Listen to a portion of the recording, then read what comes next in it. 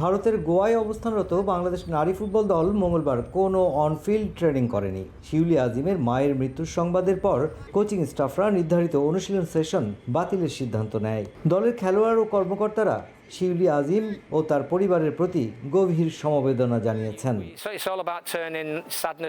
সবার আগে এই কঠিন সময়ে আমাদের চিন্তা ও সমবেদনা শিউলি এবং তার পরিবারের সঙ্গে রয়েছে। দল তার পাশে আছে এবং পরিস্থিতি বিবেচনায় আমরা আজকের নির্ধারিত কর্মসূচিতে প্রয়োজনীয় পরিবর্তন আনার সিদ্ধান্ত নিয়েছি।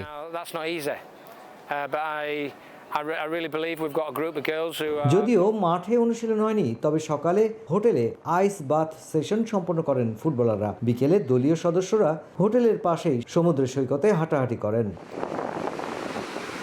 পরে অনুষ্ঠিত হয় টিম মিটিং ও ভিডিও অ্যানালাইসিস সেশন, যেখানে নেপাল দলের শক্তি, দুর্বলতা বিশ্লেষণ এবং সেমিফাইনালের ম্যাচ পরিকল্পনা নিয়ে আলোচনা করেন কোচিং স্টাফরা। আমরা নেপাল দলকে খুব সতর্কতার সঙ্গে বিশ্লেষণ করেছি। খেলোয়াড়রা আমাদের কৌশলগত পরিকল্পনা ভালোভাবেই বুঝেছে এবং সেমিফাইনালে নিজেদের সেরা পারফরমেন্স দেওয়ার দিকেই আমাদের পূর্ণ মনোযোগ রয়েছে।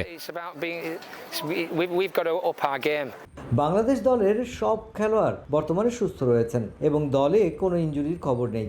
সাফ নারী চ্যাম্পিয়নশিপের সেমিফাইনালে বুধবার বাংলাদেশ সময় বিকেল 4:30টায় নেপালের মুখোমুখি হবে মনিকা মারিয়া, ঋতুপর্ণা চাকমাদের বাংলাদেশ।